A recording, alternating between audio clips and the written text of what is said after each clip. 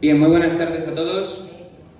En primer lugar, me gustaría comenzar pues, mostrando mi agradecimiento por la asistencia pues, a nuestro presidente del grupo de Vox en las Cortes de Castilla-La Mancha, David Moreno, a todos nuestros concejales y sobre todo a los concejales del Ayuntamiento de la ciudad que acoge este evento, que es Toledo, a los concejales del Ayuntamiento de Toledo, Daniel, Juan, y a la vicealcaldesa de Toledo, Inés Cañizares, por su presencia aquí también, a los miembros del Comité Ejecutivo Provincial, responsables.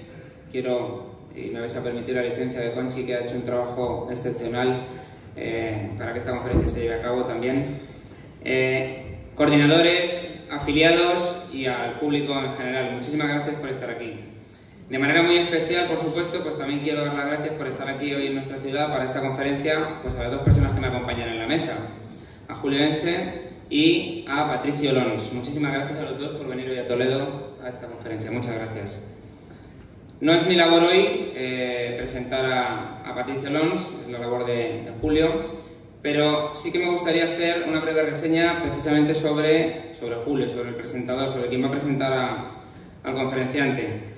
Julio José Enche es abogado y letrado asesor de empresas. Dedicado a la abogacía desde 1986, durante 3 años asumió puestos directivos en organizaciones profesionales en Hispanoamérica.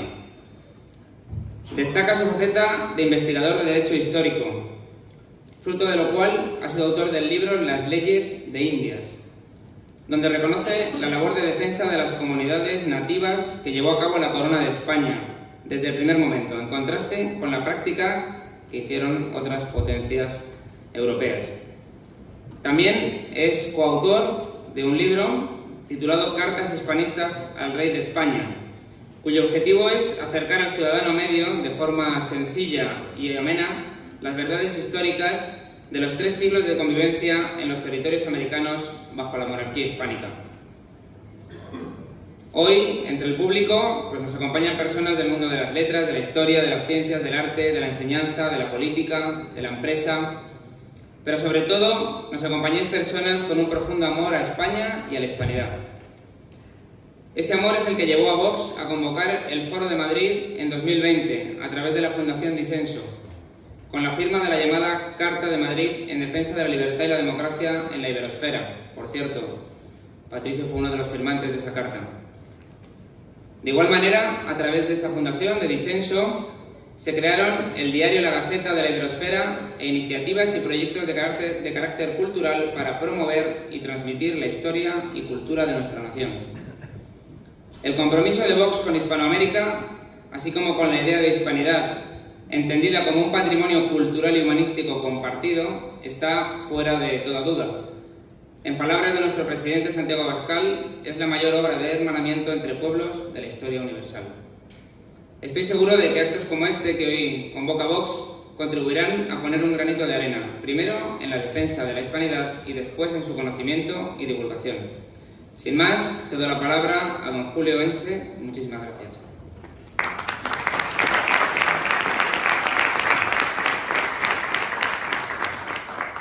Bueno, buenas tardes.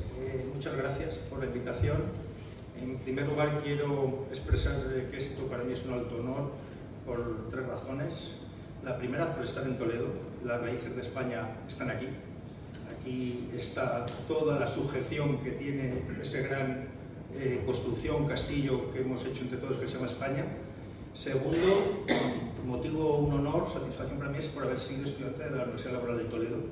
He callejeado mucho esas calles en mi época de joven adolescente. Y el tercer honor es por presentar a Patricio Lons. Seré rápido porque lo bueno, si breve, 2 veces bueno. Miren, Patricio Lons hace pocos años, 7, 8, más o menos, pocos más, cuando alguien quería documentarse, informarse sobre temas del pasado de España en América, Hispanoamérica, la historia, no había nada, era todo un desierto. Y apareció un meteorito por allí, para mí había 2, Patricio Lons y Pablo Victoria, que en paz descanse, pero poco más. Había 1000 falacias, 1000 mentiras.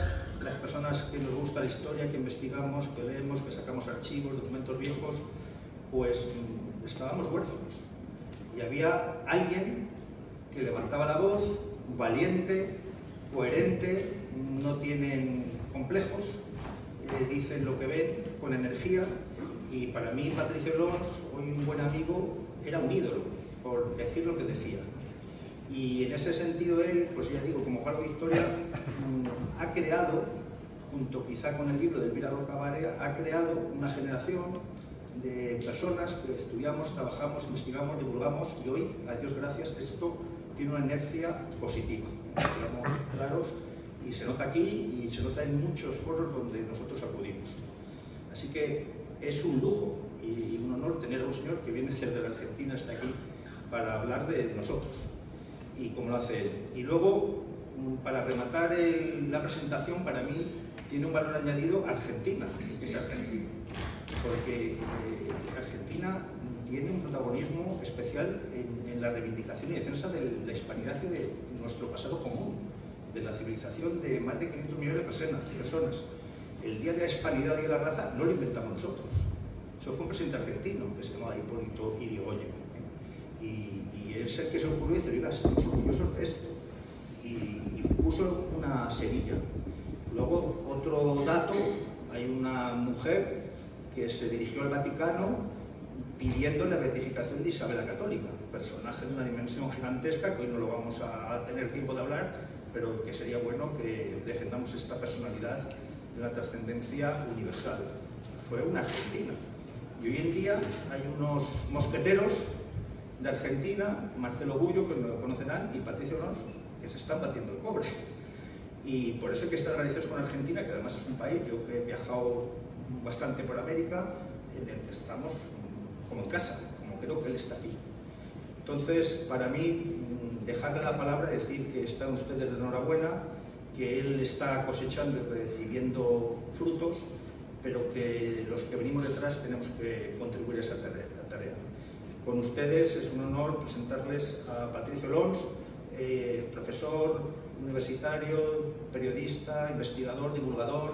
Ha escrito alguna obra con la que comparto coautoría con él, pero hoy por hoy su canal de Patricio Lons tiene cerca de 180.000 seguidores, que eso no lo tiene nadie, y está creando escuela y merece nuestro agradecimiento por ello. Con todos ustedes, Patricio Lons.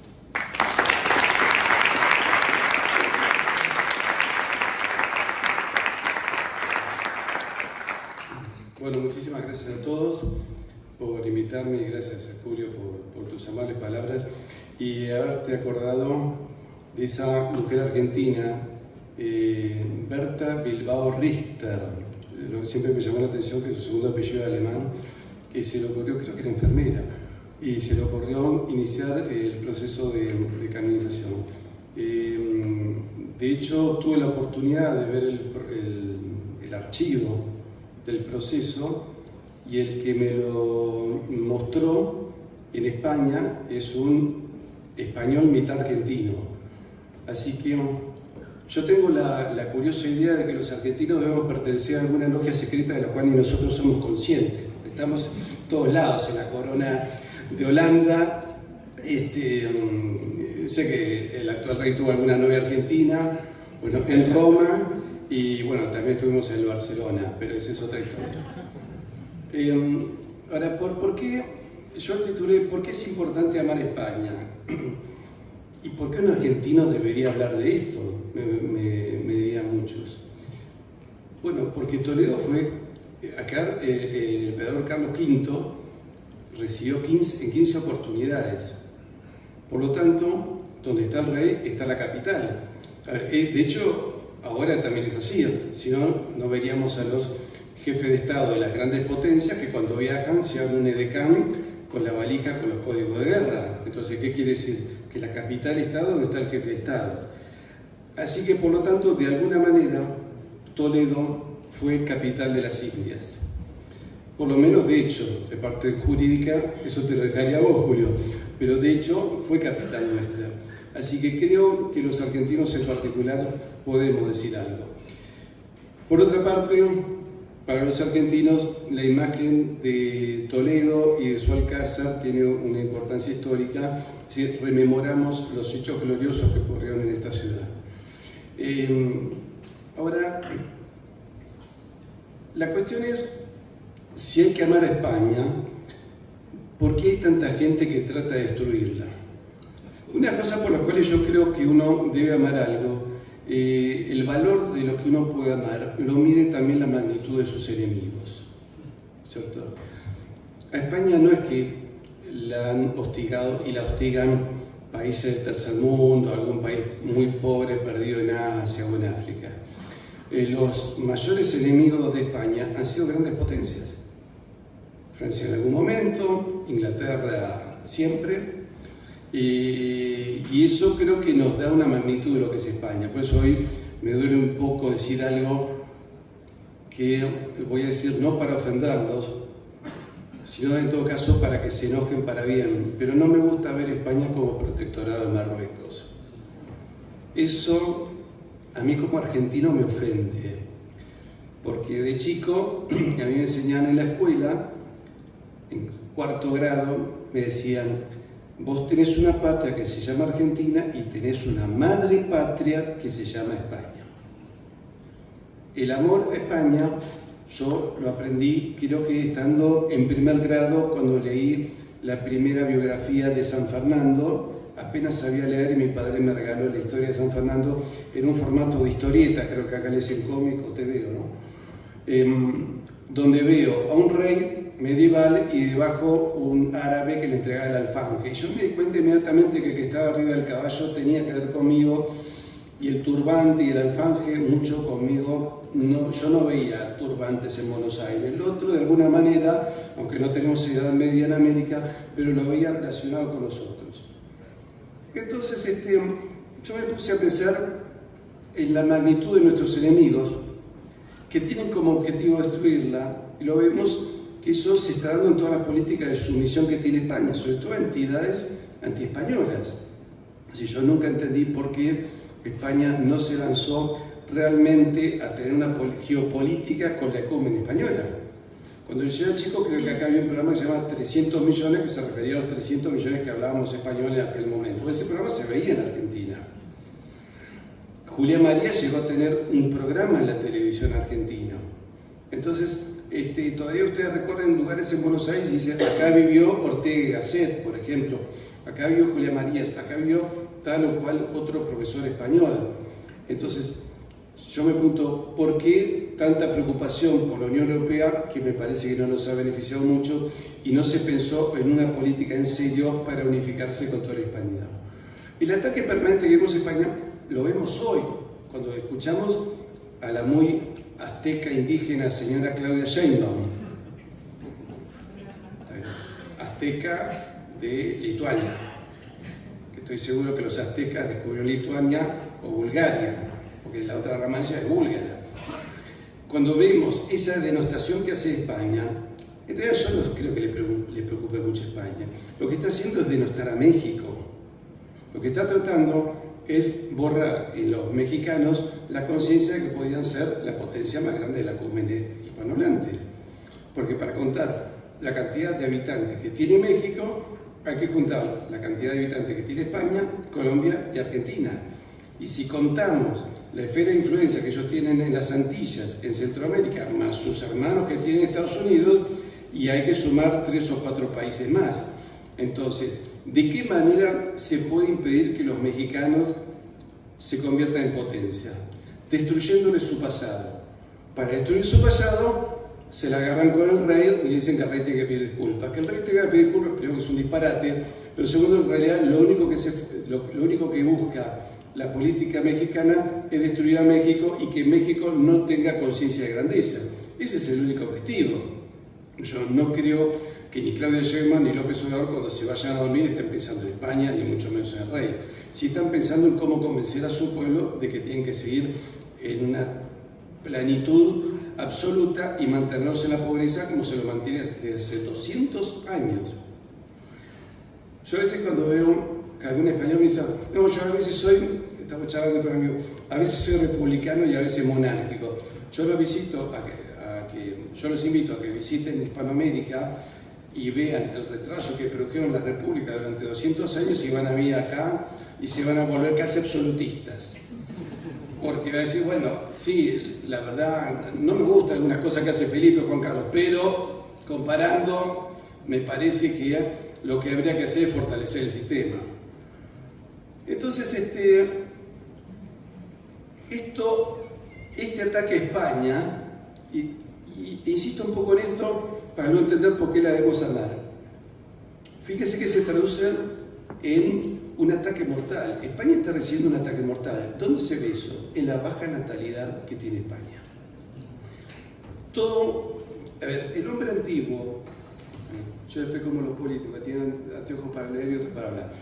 El hombre antiguo, ¿qué buscaba? Hacía su tribu, ¿no es cierto? Buscaba un lugar, una fuente de agua, aprendían de alguna manera a cosechar o a cazar animales, estaba la comadrona que se encargaba de los partos, el druida que le rezaba a los dioses lares, y si la situación era complicada hacía una empalizada. Es decir, todo lo que hacía el jefe tribal era buscar de qué manera proteger a su tribu.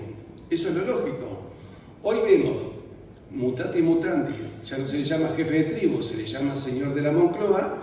Se trata de que no nazcan chicos, aplicar eutanasia, tratar de que no puedan comprarse un departamento o un piso, como dicen acá. El acceso a la vivienda es difícil, por lo tanto el acceso al matrimonio es difícil. Y llega el caso además convencerlo de que, mira, te resultaría mucho más barato casarte con tu amigo con el cual vas a ver el partido en el Atlético de Madrid, porque total ahorran tiempo, puedes dejar las medias tiradas y no pasa nada. Pero todo eso es estéril. O sea, si fijan, todas las medidas educativas son estériles. En Argentina tenemos este mismo conflicto. Por suerte, bueno, el nuevo gobierno está sacando lo que era ideología de género en los colegios, pero vemos algunas provincias que era por el contrario. Para contestar, están aumentando con talleres de sexo para chicos de 8 años, que en realidad el chico quiere jugar a la pelota y lo que menos le interesa es ese tema. Entonces, lo que estamos viendo en España es directamente un ataque mortal. O sea, no solo dificultar que nazcan niños, sino también matarlos en el vientre de su madre y a determinada edad matarlos en el hospital. Si eso no es un ataque permanente, en realidad faltaría que caigan bombas del cielo. Pero no hay, es decir, hoy en vez de mandarte un bombardero, te convence como pueblo que te suicides. Y eso es lamentablemente lo que está pasando en España. Ahora, eso ocurre porque hay un delirante en la clase política o porque hay toda una serie de poderes que se mueven para que los delirantes lleguen al poder en nuestros países. Yo creo que en realidad hay movimientos políticos para que determinados delirantes lleguen a la presidencia en la mayoría de nuestras naciones. Y eso lo estamos viendo hoy en casi todo Occidente. Pero, volviendo a mis anteojos, algo que yo también veo como lamentable, no solo es la destrucción poblacional, que ahí tenemos, es todo lo contrario a lo que haría el jefe tribal, sino una disminución del poder militar frente a su principal opositor, que es Marruecos. Entonces, Ceuta y Melilla ya no tienen casi protección, en Canarias se llena de pateras y parece que no hubiese una acción militar, y creo que es concreto que Marruecos se puede, les ocupa Ceuta, Melilla y Lima de Canarias. Es decir, no hay que ser un genio de la geopolítica ni tener un informe secreto de la CNI o de la CIA. Basta ver lo que ocurre en las playas y cualquiera se da cuenta que eso es una invasión. Yo veo eso sumado también una disminución indiferente en la fe que fundó la base de España. La base de España, los pueblos existen por una determinada fe que le da un sentido de trascendencia. Si no son marcas de productos, si no es una gaseosa, el dueño de Coca-Cola, de Pepsi, no piensa un sentido trascendental de la vida. Es una empresa con un producto determinado. No es que creen que van a cambiar el mundo.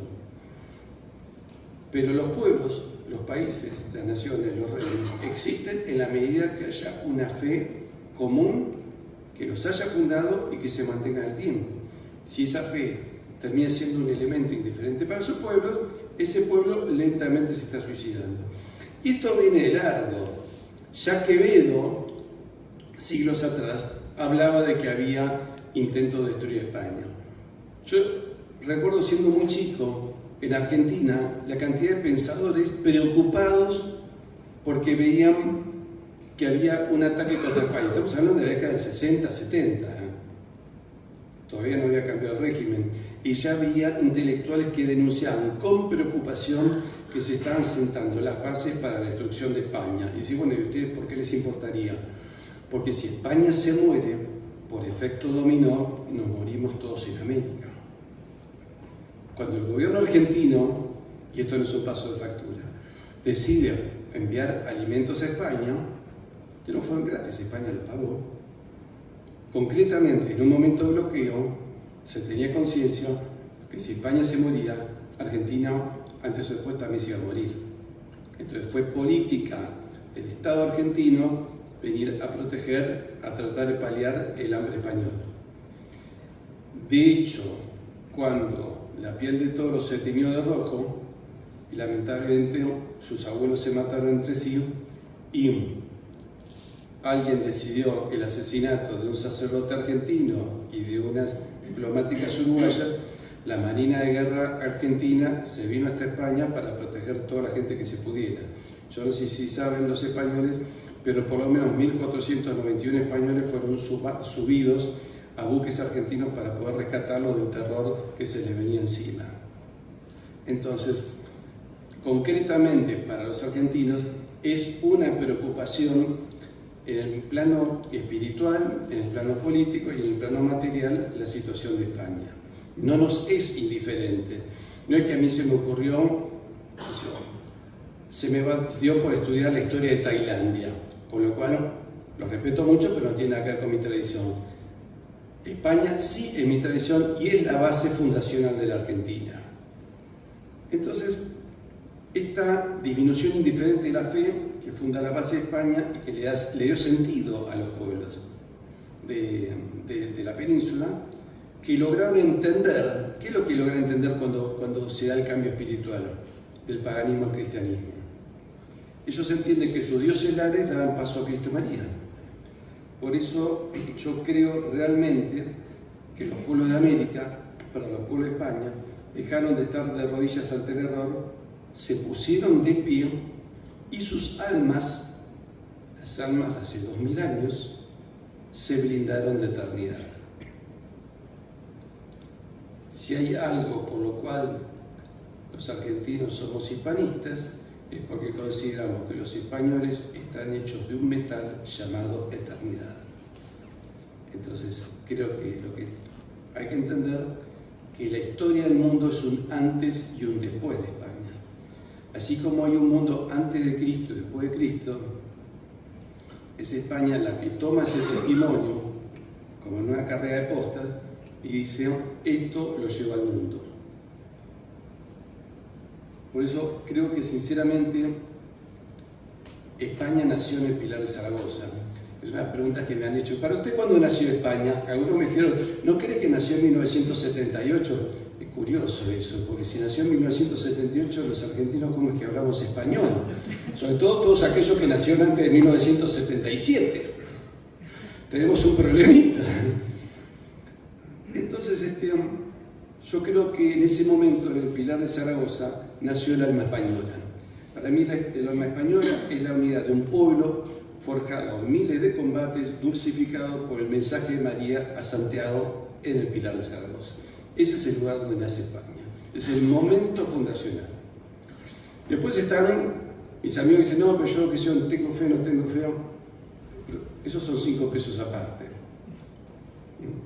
Si no tenés fe o si hoy te persigue helicóptero, tenés 2 variantes. Una es consultar a un teólogo y para el otro un psiquiatra. Pero en realidad ese es el momento que nace España. No hay otra, como dice la Constitución de Cádiz. Pero entonces, ¿qué pasa los 300 años entre 1492 y 1810 en América? Yo quiero recordar, y acá se van a asustar, ayer 20 de noviembre. Bueno, para algunos españoles es el recuerdo de la muerte de José Antonio Primo de Rivera y Francisco Franco. Pero esa fecha también tiene su fecha en América. El 20 de noviembre de 1542 nace el Virreinato del Perú. De hecho, el Río de la Plata perteneció al Virreinato del Perú hasta 1776. Los rioplatenses, uruguayos, nosotros, los hermanos de Paraguay y Bolivia, tenemos más años como españoles peruanos que como estados independientes. Entonces me parece que es hora que todos empecemos a ver nuestras raíces comunes para darnos cuenta de lo que somos y para entender la magnitud de la civilización que somos, para por eso entender por qué nos atacan y por qué debemos amar nuestra tierra. No hay manera de que nuestros pueblos sobrevivan si no es por amor. Algo que a mí me llama la atención, en Argentina hay hispanistas de todo el arco ideológico. De hecho, en algún momento, acá dicen que ser hispanista es de fachas, en algún momento ser hispanista en Argentina se veía como cosa medio de izquierda, porque tuvimos grandes hispanistas que eran de origen marxista. De hecho, esa curiosidad de la historia, cuando Trotsky fue exiliado, Stalin lo echa, termina en México, un grupo de socialistas argentinos decían, vamos a visitarlo a Trotsky para pedirle la receta, porque llega el caso, él fue un revolucionario, él ganó, después lo echaron. Entonces, yo me imagino a esos socialistas argentinos que se han sentido, no sé, como un grupo de seminaristas que van a recibir una clase especial del Papa, una cosa así, ¿no? Entonces cuando le preguntan, ¿y cómo podemos hacer la revolución socialista en América? Y Trotsky le dice, no, acá es imposible. Se imagina que le había caído con un balde de agua. Digo, ¿por qué? Y porque ustedes son un país, son un solo país dividido en 20. Ustedes primero tienen que reunificar Hispanoamérica para después ver si hace una revolución industrial y después ver si pueden socializar algo. Entonces, ¿cómo puede ser que desde otras culturas nos ven como una sola entidad y nosotros trabajamos realmente como si fuéramos 20 países y cada uno es muy diferente, ¿no? Entonces, los argentinos nos sentimos mejor que los demás, los paraguayos y los bolivianos tienen sus rencillas, y así cada uno de nosotros, y eso lamentablemente se va fagocitando con un sentimiento chauvinista que no nos permite ver la realidad, que es lo que le está pasando a México. El otro día lo hablamos con Sun Tzuneí, y yo le decía, mira Miguel, lo tuyo tiene más mérito, porque ser hispanista en México es un dolor de cabeza. Nosotros hemos tenido hispanistas de todos los colores. El Partido Conservador Argentino usaba la Cruz de Borgoña como emblema del partido. La Cruz de Borgoña es bandera oficial en 5 unidades del ejército argentino. El Regimiento Patricios, que se destacó en las Islas Malvinas en 1982 y que fue fundado para repeler a los ingleses en 1807, donde se produjo la última victoria del Imperio Español. O sea, la última victoria del Imperio Español se produjo en Buenos Aires hace más de 200 años. Desfila con la Cruz de Borgoña. De hecho, este último 12 de octubre hizo un desfile de más de 5 kilómetros dentro de la ciudad de Buenos Aires, tocando marcha granadera y flameando con la Cruz de Borgoña. Yo creo que si un español en ese momento hubiese caminado por Buenos Aires y hubiese encontrado con eso, hubiese tenido un déjà vu diciendo estoy en España o estoy en Argentina. Sí, me di cuenta que había que hacer algunas aclaraciones históricas, porque me dice un español, che, muy lindo el ejército, el regimiento, pero tocan flojito el himno de España. Es que no es el himno de España, es marcha granadera, base del himno de España. Así que todavía hay que remar bastante para que los españoles conozcan su propia historia. Porque eso de que a veces conozcamos mejor nosotros la guerra de los visigodos y el problema de cuando se hicieron arrianos los españoles, lo conozcamos mejor nosotros, o que hablemos del tercer concilio de Toledo en conferencias en Buenos Aires, está pasando algo. Es decir, algo ha pasado en España que se han dejado de interesar por su tierra. Uno de mis hijos que estudia ingeniería nunca vino a España, pero he visto un montón de documentales, y de esta ciudad en particular, él me decía, papá, esto yo no entiendo, esto que los españoles no amen España, porque las piedras ahí hablan de... que empieza como ingeniero, vio esta muralla, vio la de Ávila, se puso a analizar toda la fortificación y pensaba en grúas. Esto es un esfuerzo enorme en la Edad Media. Hoy hay máquinas modernas, pero esas murallas, me dice, reflejan miles de horas, hombre, de sudor, sacrificio, esfuerzo y de convicción, porque había algo muy concreto para defender, había una civilización para defender. Entonces, esa civilización tiene que ser muy valiosa, si no, ¿para qué te vas a gastar en hacer semejante muralla? Entonces, que haya un español que no ame España, me dice, la verdad, no lo entiendo, deben tener problemas en la vista, Porque español mira esa muralla y dice, esto es fantástico, yo estoy orgullosísimo de ser español. A ver, yo como argentino veo todas estas murallas, cuando estaba llegando, estaba Inés y todo mirándome, me miraba consciente que pasa que no vino a ver, y yo estaba fascinado viendo esas torres. Pero cualquier español ve esas torres tiene que estar muy orgulloso, así como un norteamericano está orgulloso cuando mandan un cohete para ir a la luna, ¿no es cierto? Pero acá era la defensa de la civilización. Lo otro es un logro científico, pero acá fue la defensa de la civilización. Cada una de estas murallas es un reflejo de la batalla de las Termópilas. ¿Qué es lo que plantea Leónidas Antejerjes?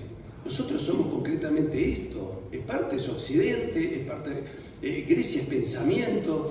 ¿Lo que son los griegos? Son titanes del cuerpo y del pensamiento. Si alguien le enseñó a pensar a los medios, fueron los griegos.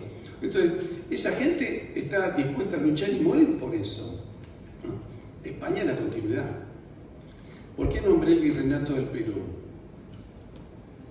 Porque España, ¿qué es en el fondo? Es Asturias y tierra conquistada, ¿no? Así. Alguien me lo dijo acá. Usted sabe que hay un dicho que dice, sí, lo conocemos en Buenos Aires, no se preocupe, el centro asturiano en Buenos Aires es grande, y los dichos españoles los tenemos repetidos en Argentina, y en Perú y en Colombia los van a escuchar en todos lados. Entonces, desde que en su momento don Pelayo dijo, acá me paro y no retrocedo un paso más, que es lo que yo sueño con que algún día los españoles digan, hasta acá llegamos, y llegan a la clase política, hasta acá llegamos, y vean a los políticos como don Pelayo vio a sus enemigos musulmanes, y a partir de ahí España no paró nunca. Llegan hasta Granada en 1492 e inmediatamente, dice, primero de enero, al nacer, bueno, se rinde, la madre dice, no llores como mujer, lo que no supiste defender por hombre, listo, pero perdiste. Chao, quédate fuera del campeonato. Pero inmediatamente España se sube a su nave, en el medio aparece Antonio de Nebrija, que le presenta la gramática a Isabel, y cuando Isabel pregunta qué es una gramática, un elemento nuevo, le dice, esta es el arma más poderosa a los pies de su majestad. Ahí claramente España tenía un espíritu imperial, pero el español medio tenía un espíritu imperial, no imperialista. Las civilizaciones crecen con los imperios y decaen con los imperialismos.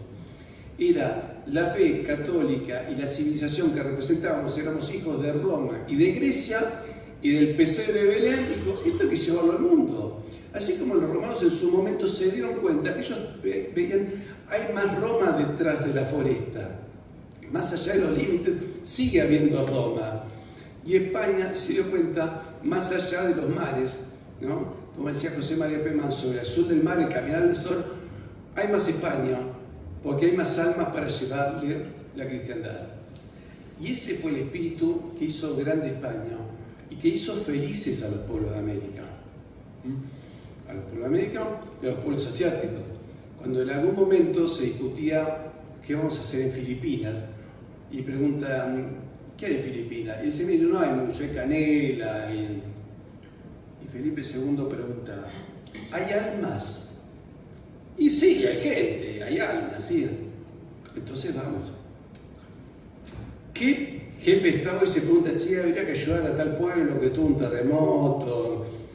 ¿Y qué pasa en ese pueblo? ¿Hay almas? No se pregunta nada de eso, preguntan, ¿de qué manera podemos sacar algún beneficio si los ayudamos pero luego se lo cobramos de otra manera? Es decir, el enfoque español de grandeza fue lo que le permitió conquistar medio mundo. Yo no sé si ustedes son conscientes cuando ven un mapa de América. Le preguntaba eso a un español en Buenos Aires. Estamos con un planiferio. ¿Qué ves acá? No, 20 y tantos países de América. No. Es el imperio español que perdimos todos. Cuando se pierde el imperio, no es que España nos pierda a nosotros. ¿Pero está muy fuerte esto? No es que España nos pierda a nosotros. Nosotros también perdemos España y nos perdemos entre nosotros. Y eso fue lo que generó guerras ridículas en la misma América. Un día me decía Rafael Aita, creo que lo conocen, su personaje era Capitán Perú, Él me decía, Patricio, ¿vos podés creer que después de la independencia Perú tuvo 9 guerras? 9 guerras tuvieron. Se ve que han tenido 2 con Ecuador, una con Chile. Me dice, hasta en los papeles tuvimos una guerra con Argentina, yo no estaba ni enterado. Entonces me mostró en qué momento hubo una situación bélica con el Alto Perú, con Bolivia, pero que legalmente Bolivia todavía parecería que era parte de Argentina. Una locura lo que nos ha pasado.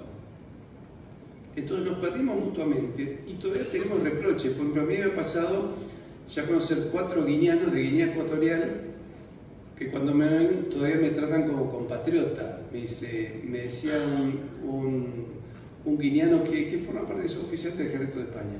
Me dice, usted es mi doble compatriota. Digo, ¿doble por qué? Por el virreinato del Río de la Plata y por España. Digo, pucha, tiene razón. Los argentinos, los representantes, no tenemos ni idea de que tuvimos una provincia en África.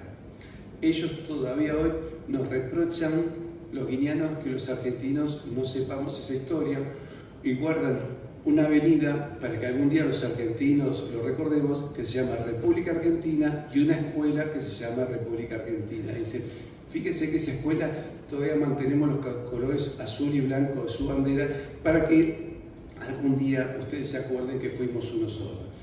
Vos sabés, nuestros hermanos, el país más pequeño de la hispanidad, le da clases al país territorialmente más grande de la España, que es Argentina, nos está dando clases de hermandad y de memoria. Esa es la memoria que necesitan nuestros pueblos y no una desmemoria histérica que no nos lleva a nada y que bastante daño le viene haciendo a España, se autoescarbando cosas que ya deberían estar pasadas con tierra encima. Yo sé que eso a veces genera discusión, pero tenemos otro 20 de noviembre en América que quiero comentárselos. En 1845 el ataque contra la hispanidad no ceja. En 1845 ya nosotros nos llamamos Confederación Argentina y recibimos la invasión de Francia e Inglaterra. Francia e Inglaterra primero nos pide que abramos el comercio. Nosotros hacíamos comercio con Francia y con Inglaterra. No, pero el comercio lo queremos irrestricto, entrar libremente por sus ríos, navegar hasta el Paraguay, venderle a los pueblos de todo el litoral marítimo argentino como nosotros querramos. Obviamente eso significaba la destrucción de todos los talleres y la industria que estaban haciendo. Juan Manuel de Rosas, a cargo de la Confederación Argentina, le dice que no. Los ingleses y los franceses amablemente dicen, no hay problema, te mandamos la flota.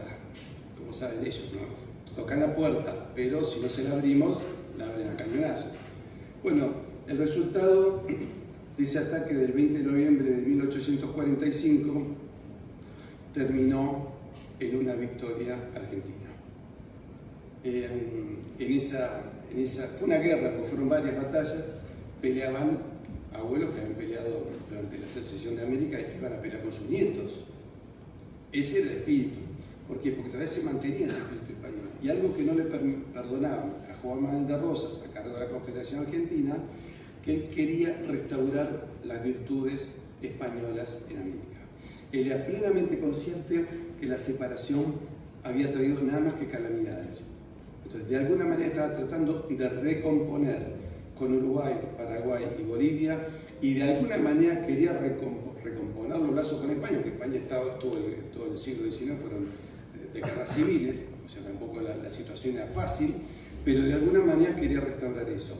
Y concretamente los ingleses y los franceses sabían que si la hispanidad de alguna manera se restauraba, eso iba a ser en perjuicio de ellos. Bueno, finalmente les dimos una paliza y luego nos mandaron los embajadores. Los franceses estuvieron muy elegantes, mandaron al hijo de Napoleón, al conde Valeschi. No mandaron a cualquiera. Pero bueno, ya que tenemos que arreglar por la buena, chupémosle la media a los argentinos, ¿no? Cuando se reúnen con Juan Manuel de Rosas, dicen, bueno, la Francia y la Inglaterra, como se decía en aquel momento, están dispuestos a reconocer la Confederación Argentina y hacer negocios. Y Rosas dice, sí, cómo no, negocios hicimos siempre, pero hay un problemita, acá hay muertos. Así que necesitamos que ustedes vengan y lancen 21 salvas de cañonazo en desagravio a la bandera de la Confederación Argentina. Y ahí el conde Valeschi le dice, pero no es posible. La Francia y la Inglaterra son las potencias más grandes del mundo. Piense que, a ver, en 1845 es como haberse enfrentado hoy a Estados Unidos y China, qué sé yo, a la OTAN. Y dice Juan Manuel de Rosas, mire, Conde Valeski, en el Río de la Plata, la potencia más grande del mundo es la Confederación Argentina. Así que tuvieron que venir los ingleses, los franceses tiraron los 21 salvas de cañonazo y luego abrimos el comercio. Obviamente que los ingleses no cejaron. En 1852 compran a algunos militares argentinos que terminan derrocándolo a Juan Manuel de Rosas.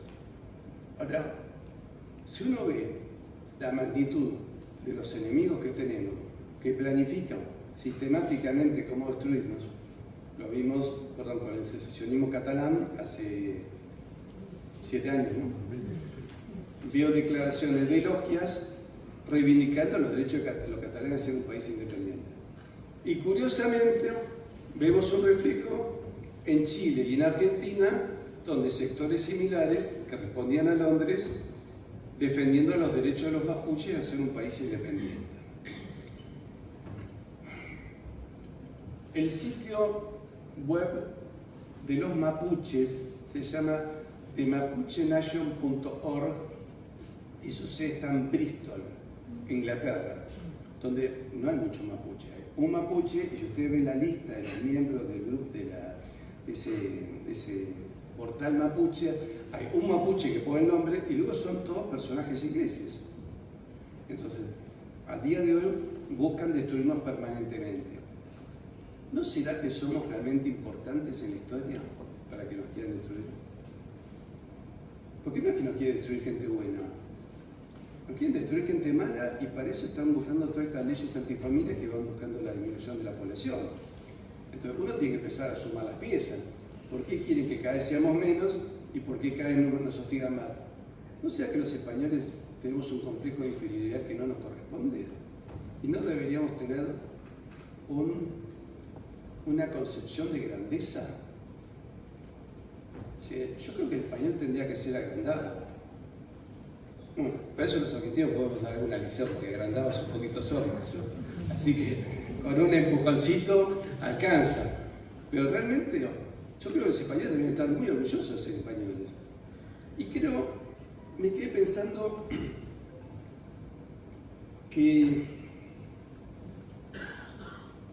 España sufre como hay 3 cuevas importantes en España. Una es la cueva de Altamira.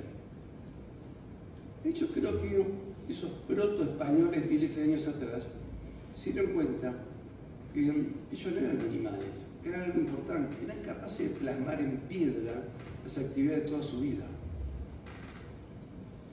La cueva de Altamira muestran el reflejo de un espíritu de grandeza, hombres capaces de pintar pinturas que todavía se mantienen hasta el día de hoy, están protegidas para que justamente no se dañen.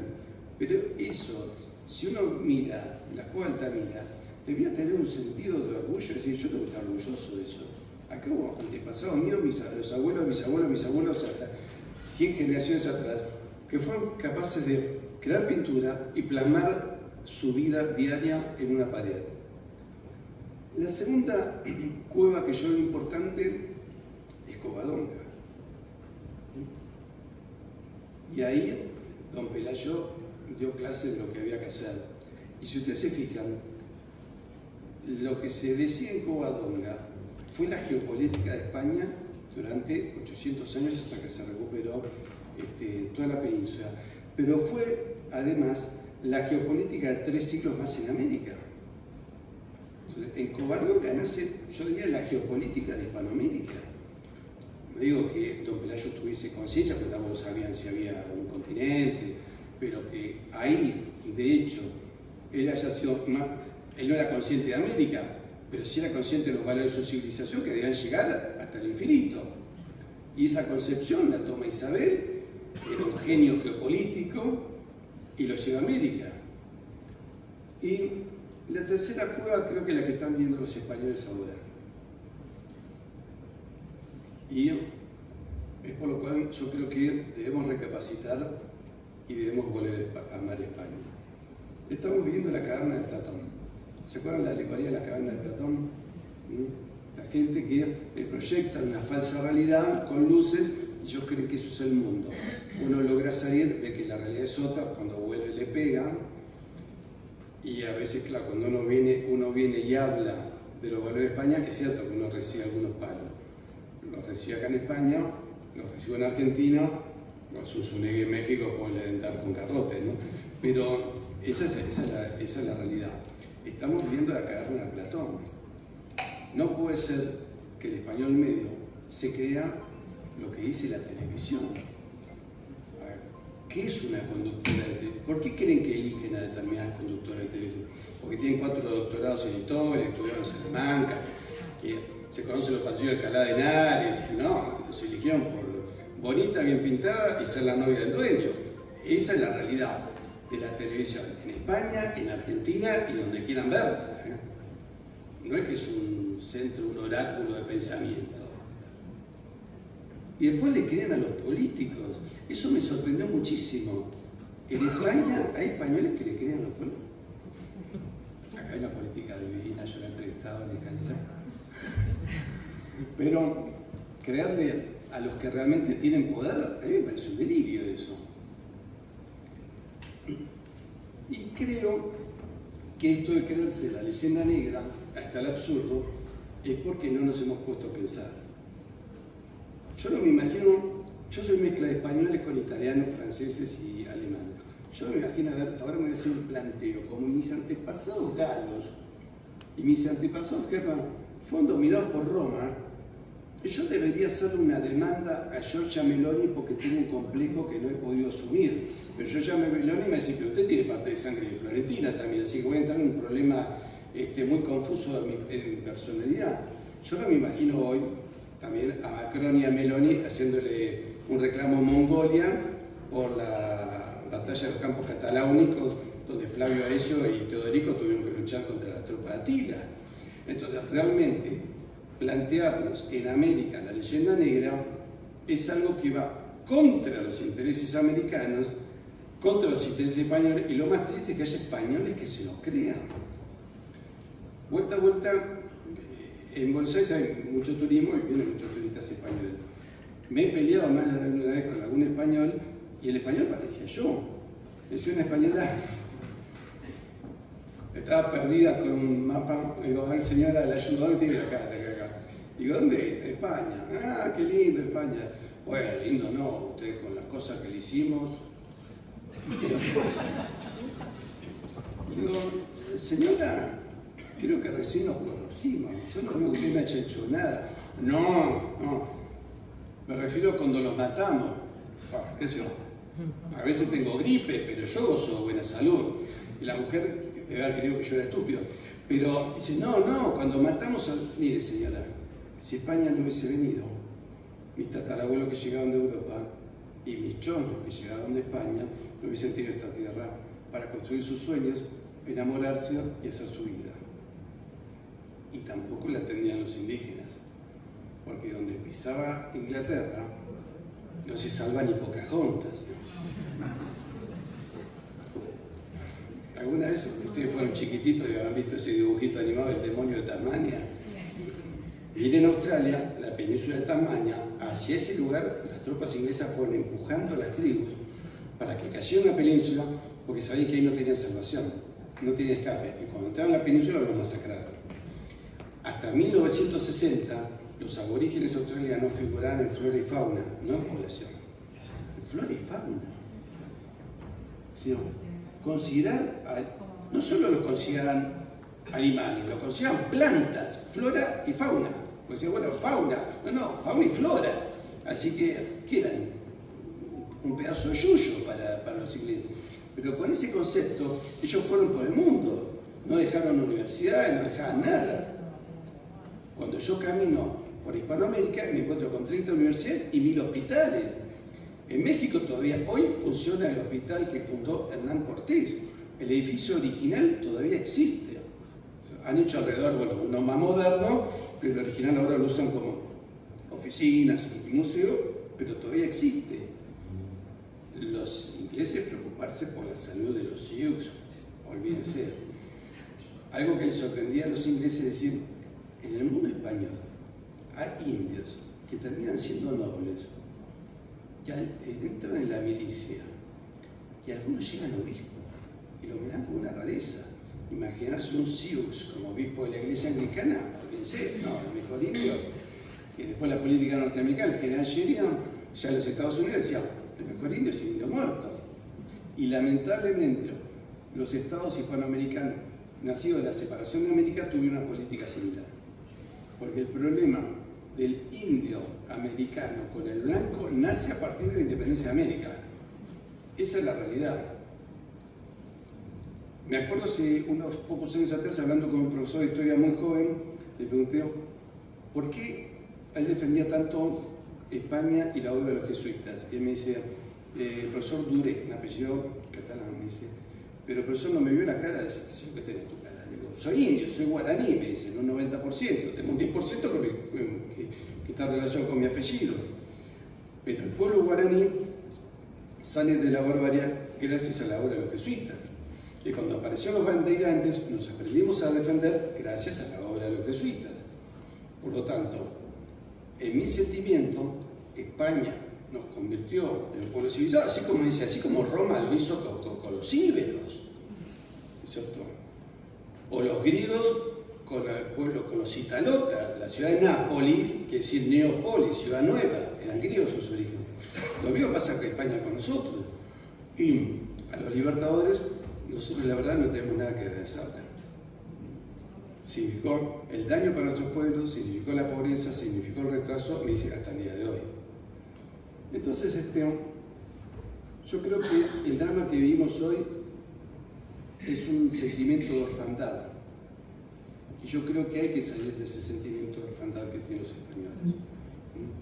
España, yo creo que está obligada a recuperar ese sentimiento materno. Cuando el rey Juan Carlos dijo, no somos más de patria, somos naciones armadas, a mí me sonaba a que si mi padre me dijera, no, yo soy tu papá, yo soy tu amigo. Yo me alegro de haber sido amigo de mi padre, pero mi padre primero era mi padre. Eso está muy claro en mi cabeza. Entonces, creo que nos han enseñado a enfrentarnos entre nosotros y a no ver toda la riqueza de lo que somos. El siglo de oro español se continuó en América hasta el siglo XIX. De hecho, hay un poema en un libro que se llama Martín Fierro, que les recomiendo que lo lean. Es un poema gauchesco, es muy adictivo. Lo empiezan a leer y no pueden parar hasta el final. Y en un momento, el gaucho Martín Fierro recuerda cómo su vida antes, y se refiere al periodo español, era feliz. El gaucho era feliz y luego él va relatando toda la modernidad de la República Liberal, cómo lo habían empobrecido. Y termina diciendo el Martín Fierro, en un español castizo, un padre que da consejos más que un padre es un amigo. Ansí como tal les digo, que anden con precaución, nadie sabe en qué rincón se encuentra el que es su enemigo. Y recordamos hace poco con un amigo cómo en Argentina no solo leíamos ese poema que tiene elementos castizos de español del siglo XVI o antes, sino que hasta en historietas, creo que ustedes le llaman tebeos, había personajes indígenas que hablaban de esa manera.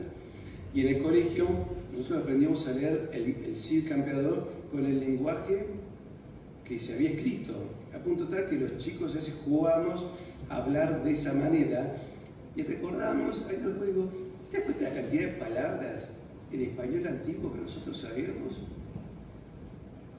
Entonces, estaba metido en nuestra cultura y realmente veíamos a España simplemente, o a la Argentina, como una continuación de España. Y algo por lo cual yo creo que en España hay una España latente, hay un espíritu latente que en algún momento se va a sublevar y va a aparecer. Porque en circunstancias difíciles, en el caso de Valencia, he visto españoles de todos lados que fueron a ayudar. En 1982 mi tierra se ve en una guerra contra Inglaterra. En la guerra de Malvinas participaron 77 españoles. Yo sé si ustedes lo sabían. 77 españoles, 2 de ellos murieron en combate. La muerte de uno de ellos está grabada en un audio. Es muy triste. Están los argentinos tratando de salvarle la hemorragia y van pidiendo ayuda y lamentablemente este muchacho se muere. Por eso a mí me dio mucha pena cuando vi en Madrid la plaza que se llama Margaret Thatcher. Con Julio tuvimos que pasar 2 o 3 veces y me dice, disculpa, dice, no puedo evitar esta calle. Yo quisiera que algún día haya un político español que pare como Don Pelayo, aunque no, hasta acá llegamos. ¿Por qué no le ponemos el nombre de los 77 españoles que pelearon con nosotros? Que pelearon y sangraron. Y eran españoles que trabajaban en la Marina Mercante Argentina. La Marina le dijo, mira, ustedes por haber nacido en España no están obligados. Nosotros tenemos que movilizar la Marina Mercante, que era muy poderosa, la Marina Mercante Argentina, para trasladar armamento, cañones, todo eso hay que trasladar en barco. Pero el trabajo de ustedes queda cubierto, o sea, ustedes van a seguir trabajando, van a seguir cobrando el sueldo, pero no se sienten obligados. Y los españoles dijeron, perdón, nosotros vinimos de chicos acá, Argentina nos cobijó, si Argentina está en guerra, nosotros estamos obligados a participar. Esos españoles se sentían absolutamente obligados a participar y muy orgullosos de haber luchado y sangrado con nosotros. Nuestros pilotos cuando se lanzaban de cabeza gritaban por la Virgen de Loreto, no lanzaban un grito indígena. Esa era la realidad con que se combatió. El teniente Esteves, que yo lo he nombrado en todas las conferencias que puedo, pero me parece que es importante, un oficial de la compañía de comando que cae herido, sigue combatiendo herido hasta que muere, le escribe una carta a su padre antes de morir y la frase central que yo siempre recuerdo, la carta es larga, ¿no? Pero dice, papá, gracias por haberme hecho argentino católico de sangre española. Con ese espíritu se peleaba. Ese es el espíritu que detectaron los enemigos, dijeron, a España, a Argentina, a España hay que destruirlas, porque estos se están avivando. Sí, los soldados están diciendo eso, y luego cuando terminó la guerra, los pilotos de la Fuerza Aérea que se destacaron tanto para romper la flota británica, dicen, la guerra de Malvinas fue la última carga de caballería hispano-católica. Si eso no es motivo para que los españoles se sientan orgullosos, no sé qué ofrecerles. Pero creo que eso es bastante motivo para que los españoles se sientan orgullosos de ser españoles y que los argentinos seamos sus hijos. Salvo en el fútbol, que ahí no me pidan tanto. Así que yo creo que la obra de España ha sido monumental en América. Hay muchos motivos para amar a España. Los pueblos de América entendieron que había un destino en la tierra, que estaban para algo, no solamente para cazar, pescar o sembrar. Había algo por lo que vivir. La mujer descubre que tenía un destino en la vida. Antes de la llegada de España, en algunas tribus, no digo en todas, porque en realidad había miles de tribus, así que no se puede hacer, digamos, una radiografía homogénea de todas las tribus americanas, eso sería un error. Había muchísimas diferencias y no tenían conciencia unas de otras. Pero en algunas tribus, el animal de tiro era la mujer. Hay que mover muebles, chicas, vengan acá a levantar esto. Bueno, llega a España y dice, no, chicas, ustedes, vamos nosotros a levantar los muebles pesados. Cambió absolutamente el eje de la vida de la gente. Un día le preguntaban a un sacerdote mexicano, que era mestizo, tenía bastante sangre india, a él le gustaba filmar y se había hecho un documental sobre las iglesias de México, y una que me gustó mucho, digo, padre, ¿en qué ciudad está esta? Está en un pueblo de 5.000 habitantes. Digo, pero padre, ¿cómo un pueblo de 5.000 habitantes va a tener semejante iglesia? Dijo, es que todos mis ancestros se convertían en masa, nos cambió la vida. Cuando la mujer indígena descubrió que el cristianismo era una religión que no le exigía el sacrificio de sus hijas para que salga el sol, había fechas que había que sacrificar a una chica para que salga el sol. El problema que tuvo Hernán Cortés cuando dijo, bueno, acá basta de esta locura, que los aztecas estaban angustiados porque dicen, pero si no matamos a una criatura, mañana no sale el sol. Quédate tranquilo, que mañana, bueno, salió el sol y se le acabó la teología a los aztecas, ¿no es cierto? Caramba, no matamos a nadie y salió el sol. Y encima descubren que ese Dios, al que ellos le llaman el Dios bueno, a que ellos le llaman el Dios bueno los indios, tenía mamá, y que esa mamá era importante. A partir de ahí vemos esa fortaleza que tiene sobre todo la mujer mexicana, ¿no? Decía un mexicano, dice, a ustedes les han vendido el cuento del machismo mexicano, ¿sabes lo que es ser el macho en México? Porque tu mujer te dice, yo te respeto porque sos el macho de casa, vos tenés que hacer esto, aquello, cortar el pasto, arreglar el techo. Quisiera que fuera un poquito feminista para que me dejen dormir la siesta. La mujer precolombina descubrió en el cristianismo un cambio radical en su vida.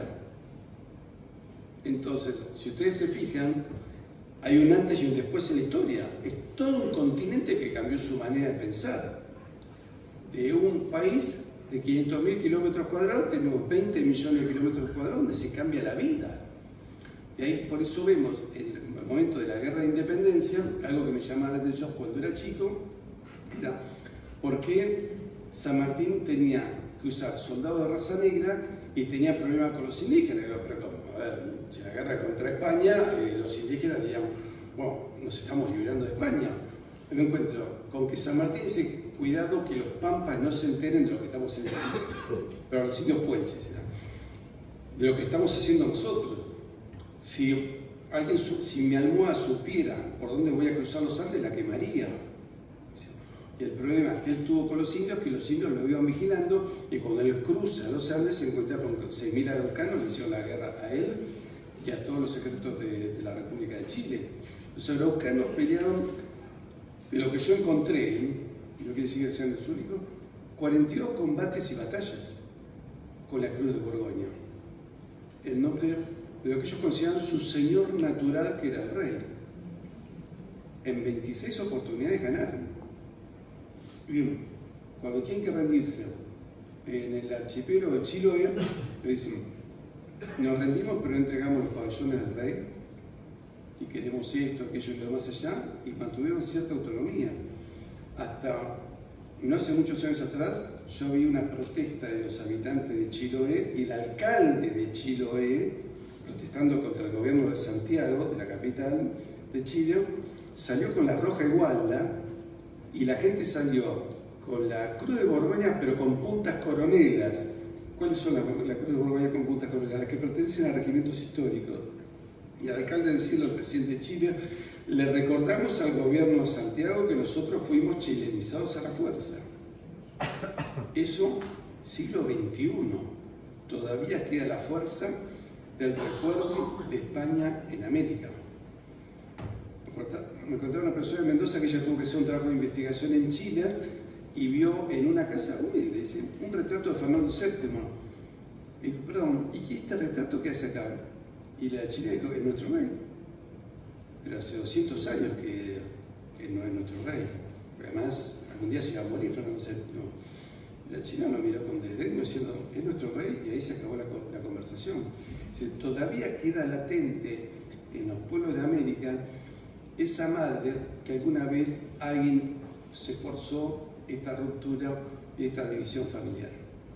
De hecho, en 1910, cuando nosotros celebramos la Revolución de Mayo, que es donde da pie el movimiento revolucionario que termina en 1816 con la independencia, se invita a España y dice, bueno, somos una familia que por algunas circunstancias se separó, tenemos que volver a tender los lazos.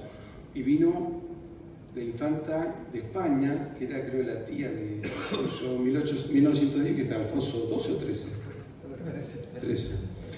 Viene la tía, que era muy divertida, se llenó de festejos Buenos Aires, y el festejo no era el festejo de la separación, era un festejo con España. Somos lo mismo. Hay mil anécdotas sobre la infanta porque era bastante mal hablada, así que cuando se iba de Boca la acompañaban los criollos y los chilenos ni hablar. Y quedó un recuerdo imborrable. Cuando España tiene la guerra de Cuba, en 1898, Montevideo y Buenos Aires hicieron una colecta porque el pueblo uruguayo y el pueblo argentino se veía obligado a comprarle un buque de guerra. Se tenía que juntar plata para lo que vale una fragata, que es mucho dinero. Y se hacían colectas en Uruguay y Argentina y se consiguió el dinero para poder comprarle a España una fragata de guerra. Porque no podemos dejar a España sola en esas circunstancias. Se vivía como propio. Los triunfos en América en cualquier lugar que se produjeron durante el Imperio Español se veían como propios. Yo creo que hay varios hitos que muestran la grandeza de España.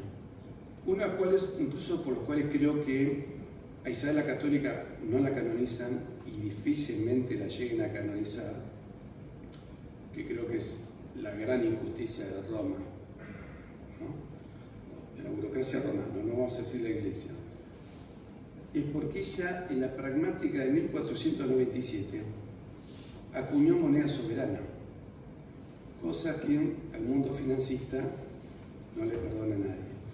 Y con esa moneda soberana, el real de 8, se trajo prosperidad a todos los pueblos de América. España, llevándole prosperidad a los pueblos de América, porque sentía que América era España, incluso en más de una oportunidad perjudicó a Castilla. La ancha es Castilla, aguanta, pero Castilla tuvo que soportar muchas cosas, cuestiones económicas, y ceder a muchas cuestiones económicas porque se estaba civilizando América. Entonces, cuando escucho a Claudia Sheinbaum decir que España tiene que pedir perdón, mira, primero agarró un libro de historia porque venía floja en ese tema, y segundo, empecé a pensar si España no te empieza a pasar la cuenta de las universidades, de los hospitales, de la expedición Balmis contra la viruela. ¿Cuántos mexicanos se salvaron gracias a la vacuna de Jenner? La expedición de Balmis y de Isabel Senda. ¿Eso está cuantificado? ¿Cuánto vale una vida? Creo que no se le puede poner precio.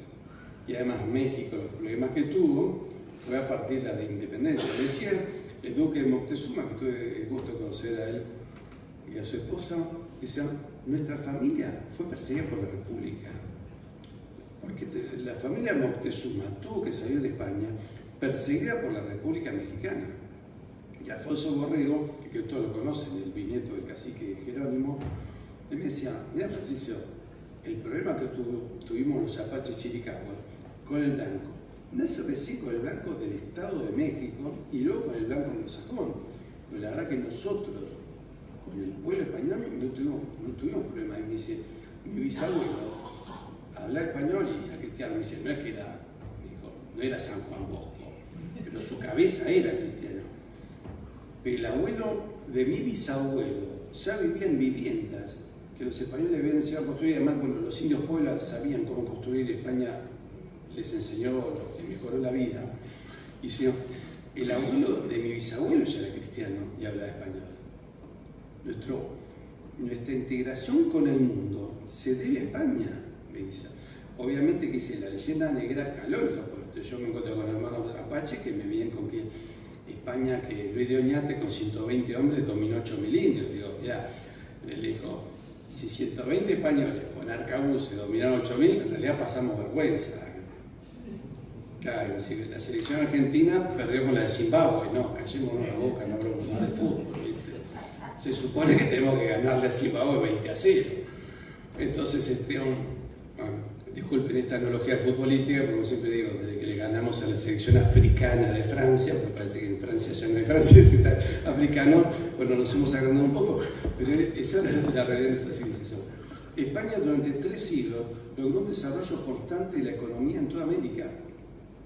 La discusión del oro es un mito creado para engañarse que quiere ser engañado. Alguna vez Eva Perón dijo, nosotros somos hijos de conquistadores y de adelantados. La leyenda negra se vendió en el mercado de los tontos y se engaña al que quiere ser engañado. Y ahí, bueno, recomiendo la lectura del discurso del cuarto centenario de Cervantes de Juan Perón, que es realmente una de las mejores apologías de la cultura española. Entonces, el doctor Julio González hace muchos años que escribió el libro de Evolución Hispanoamericana, donde explica la trampa económica en la que cae España en manos de Inglaterra y el genio geopolítico de Carlos III para crear los virreinatos. Me dijo, hace como 20 años, ¿no? Cuando yo le pregunto sobre la moneda, me dice, dedíquese a estudiar la onza castellana de plata. Hoy tengo una biblioteca sobre lo que fue la economía española en América, impresionante, ¿no? Debo tener 30, 40 trabajos, papers y libros distintos, y realmente todo lo que uno encuentra es una preocupación permanente de España por los pueblos de América. Entonces, si alguien tiene que pedir perdón, yo creo que más de un Estado americano diría: perdóname España por haberte apuñalado por la espalda, cuando en realidad juntos estábamos mucho mejor. La República Mexicana, entre sus grandes genialidades que tuvo, fue echar a los profesores de la escuela de minería, que eran los que manejaban el conocimiento de la minería para acuñar la moneda de plata, que les daba a Nueva España, hoy México, la acuñación de, creo que el 75% de los reales de 8 de plata que se hacían, lo cual significaba, el real de 8 era el 50% del circulante mundial, así que México estaba produciendo alrededor del 40 o 38% del circulante mundial. En su genio dijeron: vamos a echarlos porque son blancos, y eran tan mexicanos como ellos, los echaron, y México inmediatamente se quedó sin el conocimiento de la minería. ¿Y dónde fueron a parar esos profesores de minería? Que era la mejor escuela de minería del mundo, ¿no? En aquel momento sería, tener la escuela de minería del mundo sería como manejar hoy los negocios de Wall Street, para buscar una comparación medio forzada, pero que puede ser válida. Termina yendo a Estados Unidos y creando la Escuela de Minería Pensilvania, que le permitió a los Estados Unidos, cuando capturan Nevada y descubren plata, hacer el dólar de plata, con el cual sustituyeron a los últimos reales de 8 que tenían los mexicanos en India y China, y meter ellos su moneda, y a partir de ahí su dominio mundial. Entonces, me parece que hay suficientes razones para amar a España, porque fue una madre bien generosa, que, como dijeron los indios en la zona de Perú, en la zona de Arequipa, el general Antonio Navala Huachaca, que era indio, como lo dice su apellido, dice: ¿qué hemos ganado en 3 años de revolución? Dice: solo pobreza en un reino que fue generoso. No hemos ganado más que muerte y destrucción. Ustedes, los revolucionarios, le dice Huachaca, son verdaderos anticristos. Fíjense que no es un insulto cualquiera, no es el insulto de una cancha de fútbol. Es un insulto muy profundo. Fue al meollo de la cuestión. Acá hay un tema espiritual, por lo cual se buscó destruir España, y no se la buscó de socia. Porque Inglaterra podría haber dicho: bueno, vamos a tratar de ser socios de los españoles de alguna manera. No, se buscó la destrucción, y con la destrucción de América se destruye la complementariedad económica que había entre Hispanoamérica, India y China, donde circulaba nuestra moneda.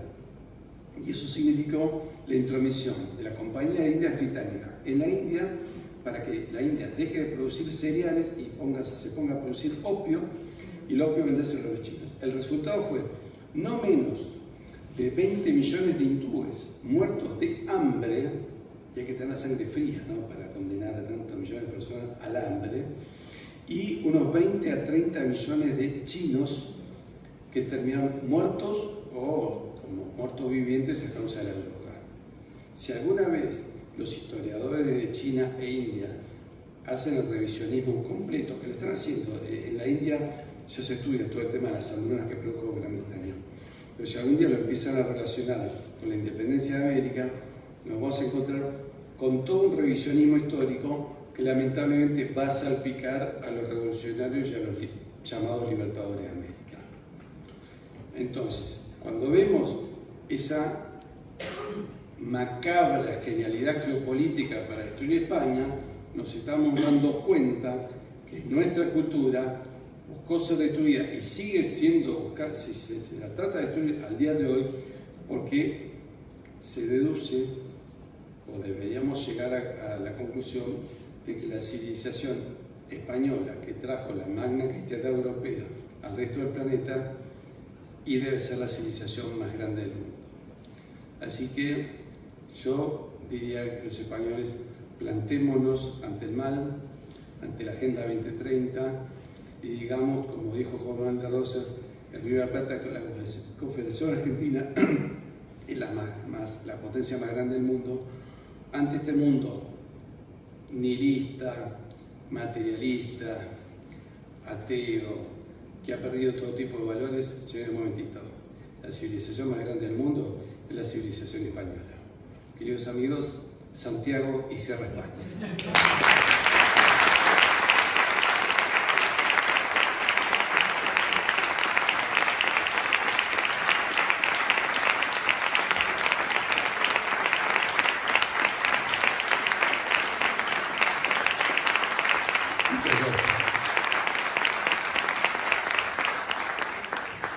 Bien, ahora vamos a abrir un turno de